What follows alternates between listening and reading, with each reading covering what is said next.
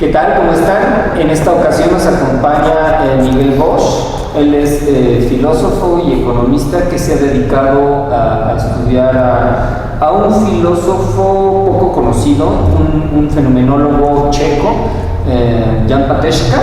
¿Está bien dicho? Patočka. Patočka. Y nos va a hablar de... Mi primera pregunta sería: ¿quién es Jan Patočka? Claro. Hola.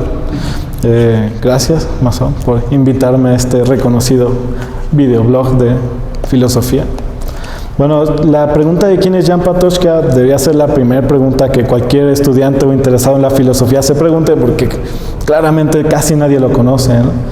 Pero la relevancia de Jan Patočka nace justamente en el seno de la filosofía fenomenológica. Dígase, en las míticas conferencias de París de Husserl, él estaba presente en 1929 y después estuvo en 1933 en la Universidad de Friburgo tomando los cursos lectivos tanto de Heidegger como de Edmund Husserl, ¿no? Entonces esa parte de que él estuvo en la formación del movimiento fenomenológico como tal, ¿no? Él lo vivió, él estuvo ahí, más que Husserl le tenía mucho cariño porque ambos eran checos. Husserl nació en una provincia checa que en ese momento era alemana, ¿no? Y Patočka nació en Turnov el 1 de junio de 1907. Dígase que tenía 20 años apenas cuando ya se había publicado Ser y Tiempo y algunas de las obras más importantes de la fenomenología, como Investigaciones Lógicas, Ideas de una Fenomenología, etcétera, etcétera. Y tiene una vital importancia por este continuar un legado checo. Husserl lo recibe con los brazos abiertos y le dice que nunca había recibido a alguien de República Checa o en su momento Checoslovaquia, ¿no? Y tanto fue el cariño que Husserl era amigo de Masaryk, presidente de Checoslovaquia, que le regaló un atril para poner libros. Se pasó de Masaryk a Husserl y de Husserl a Patočka, diciendo así que era un legado de 3 personajes checos de lo más importante que podía existir en el pensamiento en checo, ¿no? Eso es para mi punto de vista muy importante, porque después Patočka realiza en 1935 un ciclo de conferencias con Husserl, que fue lo que inició la escritura, según Dermot Moran, un especialista en Husserl, fue lo que inició la redacción de una de las obras más conocidas de Husserl, que es La Crisis, ¿no? Y bueno, eso va más o menos en la parte biográfica primera de lo que es la filosofía de Patočka. Pero después toma relevancia la cuestión política en el pensamiento de Jan Patočka, que si se le conoce más bien por esta parte. Dígase que desde 1968, con el verano de Praga, con la invasión soviética como asistencia fraternal militar, ¿no? a todo Checoslovaquia por parte de los países soviéticos, ellos generan un movimiento en pro de los derechos humanos más básicos que había firmado Checoslovaquia en la Declaración de Helsinki en 1964. Después, en 1976, junto con Václav Havel, que es otro personaje muy importante en la historia de Checoslovaquia y República Checa y Eslovaquia en la separación, porque él fue el presidente que estuvo en esa transición y estuvo en este movimiento llamado Carta 77. Él lo funda y invita a Jan Patočka a ser uno de los portavoces del movimiento. Con ello, Patočka refiere a algo que es importantísimo para comprender su pensamiento y su vida, que es que fue un autor que era muy coherente con el pensamiento y la acción, ¿no? No quiero decir, y muchos lo han dicho, que es como un Sócrates contemporáneo, porque es como una carga muy, muy fuerte, ¿no? Pero sí tiene una coherencia fuerte entre acción y pensamiento, porque lo tomó como una forma de la categoría más importante que se ha rescatado del pensamiento de Patočka, que es la idea del sacrificio. La idea del sacrificio tiene 3 vertientes para poder ser considerado auténtico, más como una especie de examen de crítica, ¿no? Que es que sea voluntario, que sea consciente que sea un autosacrificio, es decir, que no involucre la vida de otra persona, y al final que no sea en búsqueda de trascendencia, sino de un bien común o de algo más apegado al ser, ¿no? O sea, que no sea un intercambio de un ente por un ente, sino que sea por algo mayor, que esté más allá de lo que podría ser algo objetual. Y esto es el inicio de Carta 77 con la inclusión de Patočka, porque fue el que más se tardó en pensar las consecuencias de aceptar un cargo tal. Él incluso pide que se lo den a gente que está más involucrada en el movimiento, gente que es más pública, etcétera, etcétera, pero al final ellos mismos rechazan, porque quien quiere ver a un pensador como Patočka, que estuvo dando por debajo de la mesa casi del gobierno, seminarios, pláticas, conferencias, y hacía una confrontación de los ciudadanos de Checoslovaquia hacia el pensamiento, ¿no? Y entonces esto se cuenta como un autosacrificio, porque al final Patočka termina muriendo en un interrogatorio de la policía, porque querían sacar de él cuáles eran los movimientos o las cuestiones que ellos no veían de Carta 77 cuando era un movimiento legal, ¿no? Lo que pide Carta 77 es una libertad de expresión, una libertad de tener una vida privada, además que se pueda tener una libertad de religión y una libertad de poder salir del país sin los problemas de la asistencia fraternal que imponía los países soviéticos, ¿no? Y esas cuatro cuestiones se empalman muy bien en el manifiesto de la Carta 77 que firma Jan Patočka ya como portavoz. Y al final lo toman a él preso junto con Václav Havel, y se les ofrece a ellos mismos tener la posibilidad de salir del país y mantener sus opiniones calladas, y ya no los iban a dejar en paz. Ninguno de los dos acepta. Jan Patočka, por tener problemas y ya ser mayor, tenía 77 años, muere en un brutal interrogatorio de no me acuerdo cuántas horas, pero creo que 13 o 12 horas, y él muere ahí, dándole además al movimiento un nuevo estandarte, ¿no? Porque tiene esta cuestión de haber sido portavoz y haber ayudado al país en causas tan básicas, ¿no? Václav Havel lo dice muy, muy bellamente en uno de sus discursos cuando entra a la presidencia, sobre cómo esto que sembró Patočka no lo pudo ver él ni muchos, pero al final de cuentas las futuras generaciones de Checoslovaquia lo vivieron, ¿no? Vivieron el sueño que ellos habían planteado y que habían tenido y luchado por, ¿no? Entonces esa parte me parece a mí vital, porque además cumple los requisitos de un sacrificio auténtico, ¿no? En este sentido. Para pasar a ello, me salto a tesis importantes y después hablamos como de las obras más importantes de Jan Patočka. Y es que este sacrificio se puede explicar muy bien a partir de 3 ejemplos antiguos, porque cabe retomar que Patočka es filólogo también, ¿no? Él estudia letras romances y filología y filosofía, ¿no? Pero es una estructura bastante amplia y bastante fuerte en la Universidad Carolina de Praga. Y esto toma importancia porque me parece que es una ejemplificación clara de lo que puede ser el sacrificio en la obra de Jan Patočka, ¿no? En primero vamos a hablar de Ifigenia y de la Ilíada, ¿no? En estos 3 ejemplos vamos a ir descartando los tipos de sacrificio que se van presentando. El primero es de Ifigenia, que ella se incumple el sacrificio auténtico por no ser un autosacrificio. Agamenón hace enojar a Artemis, que no permite que el barco de Agamenón con el ejército griego pueda pasar a Troya. Para conseguir esto, ella pide a Artemis que se sacrifique a la hija de Agamenón, que es Ifigenia de Élide, ¿no? Tiene no me acuerdo quién la escribió, pero es una tragedia importante en el mundo griego acerca de cómo sacrifica a su hija a la diosa Artemis. Y en este sacrificio, pues, se cumplen cuestiones, ¿no? Se cumple que él está haciéndolo de forma voluntaria, de forma consciente, sabe cuáles son las consecuencias, pero al final de cuentas, él no se está sacrificando a él mismo ni por un bien ni nada, ¿no? Está sacrificando a su hija porque su barco pueda avanzar. Entonces, se elimina ese sacrificio. Después está el sacrificio de Patroclo, que hay que recordar bien cuáles son las partes, ¿no? Está Aquiles, que no está dispuesto a pelear por las peleas que tiene con Agamenón, y Patroclo decide tomar sus armas con permiso de Aquiles para defender los barcos aqueos.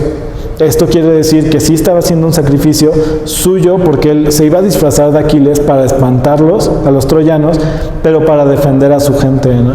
Entonces él toma las armas de Aquiles y la vestidura, entonces tiene una silueta similar, y va y combate y vence al ejército troyano, que está intentando deshacerse de los barcos aqueos para que no puedan regresar, y básicamente se perdería la guerra de Troya. Entonces eso es un sacrificio en pro de las vidas que están siendo amenazadas por los troyanos por una defensa. Pero termina de ser un sacrificio auténtico debido a que cuando gana, Patroclo se lanza en armas contra Troya, ¿no? Y después pasa que en Troya lo mata Héctor. Entonces se sacrifica él mismo, pero ya no es como en búsqueda de una trascendencia, ¿no? Se le hace algo que en primera no le tocaba a él, sino a Aquiles, y además estaba influenciado, que ya no estaba defendiendo lo propio, ¿no? Estaba atacando, ¿no? Pues. Y por último quedaría el de Aquiles, que es un sacrificio hecho por trascendencia, ¿no? Es un autosacrificio, es consciente y voluntario, pero está buscando cambiar su vida por la trascendencia, ¿no? Por esta cuestión que se le promete a Aquiles acerca de que él va a ser quien va a derribar las puertas de Troya, quien va a quemar Troya, y eso le va a generar una trascendencia, ¿no? Entonces esto es un cambio de ente por el ente que no se da en el caso de Pátoshka, porque Pátoshka está peleando por los derechos humanos más básicos, no dígase libertad de expresión, libertad de tener una vida privada, libertad de inclusive elegir algo tan básico como una religión, o poder moverse dentro del país o salir, etcétera, etcétera, ¿no? Entonces esto es una cuestión súper importante, que me parece que es algo por lo que llaman algunos estudiosos de Pátoshka, que les digo, a mí no me gustaría llamarlo así, pero un Sócrates contemporáneo, ¿no? Él toma sus decisiones y las toma de acuerdo a la ley, las consecuencias, ¿no? Y las toma de una manera formal y completa, ¿no? Eso en cuestión de la idea de sacrificio, que yo digo que es de los conceptos más relevantes de Pátoshka, ¿no? Y bueno, ahora vamos a hablar un poco de las obras y la traducción y la tradición patoshkiana, si hay una tradición patoshkiana en el español, ¿no? Que básicamente está toda hecha por un filósofo español de nombre Iván Ortega, que él es el traductor de 2 de las 6 obras que están en español, y además revisó una tercera, ¿no? Estas son Introducción a la Fenomenología, Ensayos heréticos de la filosofía de la historia, que es reciente, salió apenas este año, y uno de los textos más leídos de Pátoshka últimamente, que es Libertad y Sacrificio, que es una edición de ensayos cortos de Pátoshka hechos por Erika Abrams, que es una mujer francesa, y traducida al español por Iván Ortega, que son los 3 textos básicos en español de Pátoshka, ¿no? Los otros son traducciones más como no decir al aire ni mal hechas, pero muchas hechas del francés y no traducidas directamente del checo, del alemán, que son los idiomas que estaba escribiendo Pátoshka, pero que toman relevancia porque uno es una traducción previa de los ensayos heréticos, y Platón y Europa, que es un libro muy importante para entender cuestiones de la herencia europea que maneja mucho Pátoshka, y un tercero que es una serie de como conferencias, que es los intelectuales de nuestra época, ¿no? Y eso es todo lo que hay en español de Pátoshka, ¿no? Entonces, es de entrada un autor difícil y bueno, más difícil de conseguir los textos, ¿no? Porque además, como ustedes sabrán, es complicado y además caro conseguir textos de ese calibre o de esa forma, ¿no? Muchos no llegan a México siquiera. Las 3 primeras traducciones se pueden encontrar en bibliotecas separadas dentro de México. Entonces, si uno quiere ser patoshkiano, lo tiene que tomar en serio y ir a buscar esos libros a esquinas recónditas, ¿no? de México. Pero bueno, eso es importante porque es complicada la tradición patoshkiana en español, pero se puede conjuntar en que hay muchos textos también por esfuerzos como muy solitarios en inglés, que está un checo que residía en Estados Unidos, que se llama Erasim Kohak, ¿no? Entonces él tiene, yo creo que el único texto de nivel muy muy alto de Patočka que falta en español, que es Cuerpo, Comunidad, Lenguaje y Mundo, sería la traducción como al español, ¿no? Y ese texto yo creo que es el único que faltaría para tener una mejor visión del pensamiento de Patočka, porque es un curso lectivo que él da en Lovaina, si no mal recuerdo, sobre la fenomenología de Husserl, Heidegger y sus movimientos, su parte fenomenológica, ¿no? Es súper importante. Me faltó un texto que es Movimiento de la Existencia Humana, que también son textos de Patočka recogidos y editados, ¿no? Y eso introduce a la otra tesis importante de Patočka que hay que decir, porque todo el mundo la conoce y sería como lo que buscaría la gente de Patočka, que son los movimientos de la existencia humana. Ellos se tratan de entrada en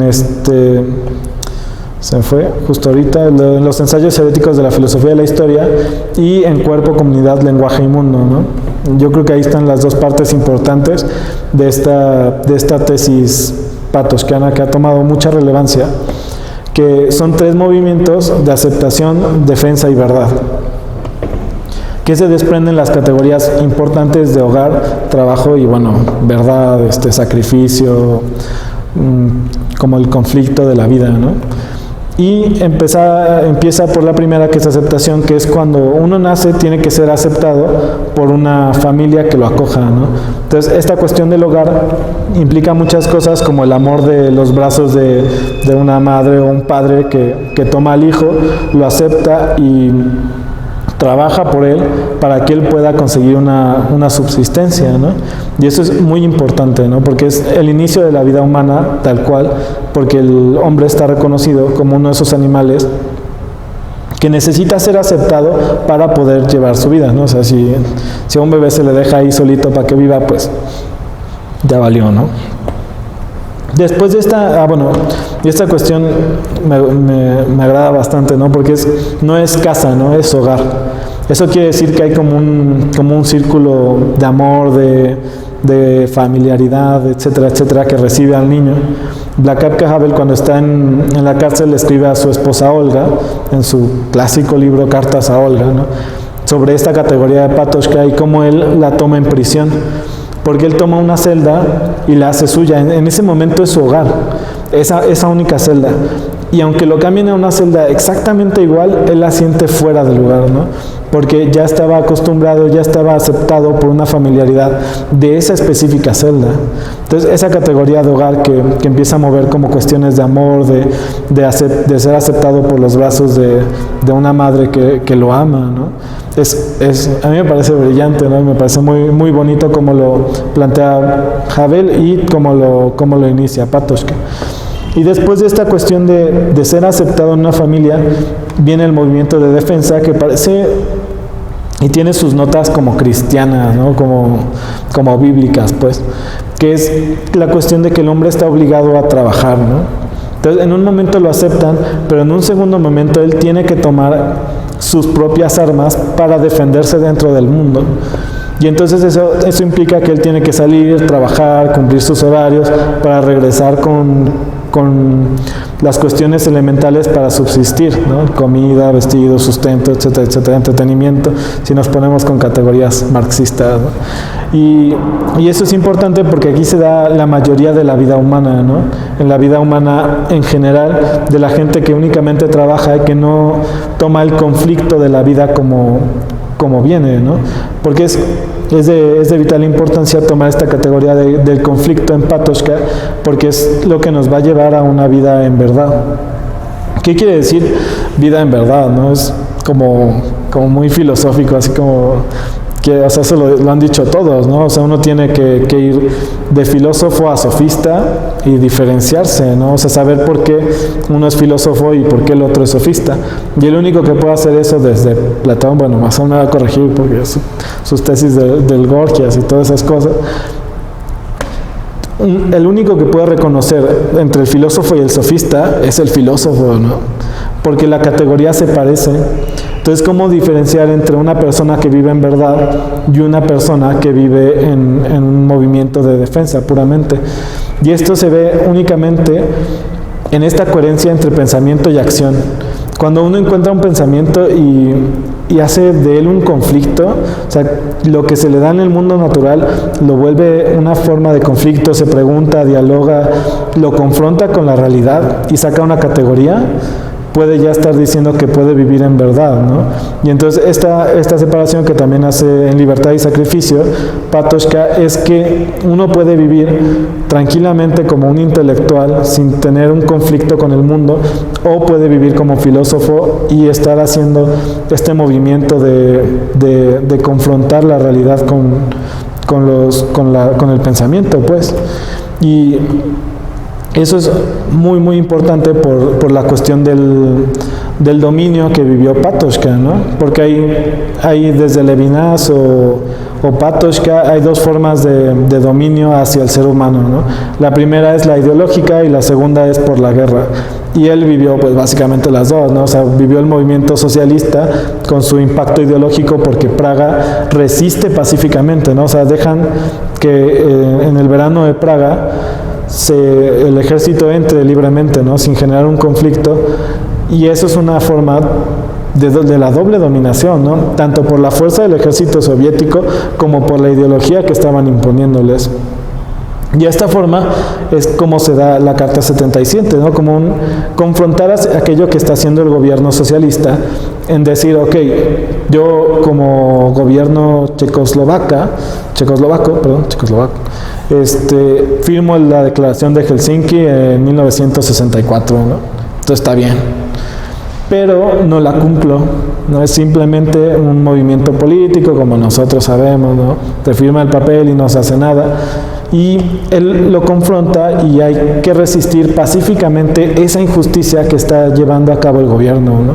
Entonces, esta categoría de resistir la injusticia, de los conmovidos de Patočka, es esta cuestión de resistir ante aquellas cuestiones de dominio ideológico o por guerra que se dan, ¿no? Y bueno, esta es una forma brutal de ver cómo ese pensamiento que se lleva desde la idea de ser aceptado en una familia puede llegar hasta resistir cuestiones de gobierno, ¿no? Y esa cuestión de gobierno lleva a aquel que es capaz de sacrificio y cómo él se va concatenando hasta él morir por sus propias ideas, ¿no? Y yo creo que esas serían como las tesis más importantes y la importancia y relevancia que toma el pensamiento de Patočka, ¿no? Porque al final de cuentas es fundamento para que Checoslovaquia retome su libertad, tome el mando políticos que escuchan a la gente fuera de cuestiones económicas, que es un tema muy, muy difícil como el tema que está viviendo España, la España separatista, que hay mucha gente en favor y toda esa zona se quiere separar de España, pero el gobierno por razones económicas decide que no se haga. Eso pasó en Checoslovaquia, pero el presidente era Václav Havel, que es dramaturgo que estuvo con Patočka, que asistió a sus seminarios, se inició en la filosofía leyendo la tesis de habilitación de Patočka sobre el mundo natural y toma la decisión de hacer una votación. Y la votación da que los checos se quieren separar de los eslovacos y lo realiza, ¿no? En contra de todas las políticas internacionales que estaban amenazando al gobierno checoslovaco a que no lo hicieran porque era un acabose en términos económicos, ¿no? El cambio de moneda, la separación, las deudas, todo esto es un problema brutal, ¿no? Pero era la misma cuestión, o sea, un checo entiende eslovaco y un eslovaco entiende checo y se pueden comunicar, pero ni siquiera la lengua es la misma, ¿no? O sea, ellos estaban dispuestos a separarse, sobre todo los eslovacos de los checos, por la supremacía que siempre había tenido la parte checa y Praga con Eslovaquia, y deciden hacerlo, ¿no? Es un problema que políticamente sería inaceptable, ¿no? Pero humanamente, si la gente es lo que quiere, en pro de esta idea de una nación y de vivir felices en su propia nación, que los eslovacos tuvieran su propio gobierno eslovaco por los intereses eslovacos y no los checos, me parece brillante, ¿no? Porque él mismo toma la responsabilidad y lo hace, ¿no? Toman un periodo creo que de 2 años, si no mal recuerdo, y llevan a cabo toda la separación que hoy en día tenemos, ¿no? Y hasta allá son los límites de la fenomenología de Patočka, que si bien son esfuerzos individuales, porque además, ¿quién sabe checo de los hispanohablantes, no? Ni escuelas de checo hay, ¿no? O sea, tiene uno que ir con una persona que viviera en República Checa y que estuviera aquí, no tiene nada que hacer y da clases, ¿no? Y es como la parte que va tomando relevancia de Patočka, ¿no? Y poco a poco se van haciendo más, no los estudiosos, sino los que empiezan a conocer y empiezan a adoptar partes del pensamiento fenomenológico de Patočka, ¿no? Y a mí me parece que esa es la mayor relevancia e importancia del pensamiento de un filósofo, ¿no? Que las acciones del día al día, del gobierno, de la política, se tomen como parte de un filósofo. Pues muy pocos lo han intentado, y los que lo han intentado lo han hecho mal, ¿no? El caso del propio Platón, ¿no? O bueno, no sé si Aristóteles podría decirse que lo hizo bien con la constitución de los atenienses o cosas así, ¿no? Pero en realidad Heidegger, por ejemplo, y su intento de poner un pensamiento filosófico, pero se le ocurrió ponérselo a Hitler, ¿no? O sea, no funcionó. Y Patočka, sin embargo, sí parece que su pensamiento permea en la política, en el gobierno, en las decisiones del día a día. Y bueno, a mí sí me parece la importancia radical, ¿no? Muchas gracias.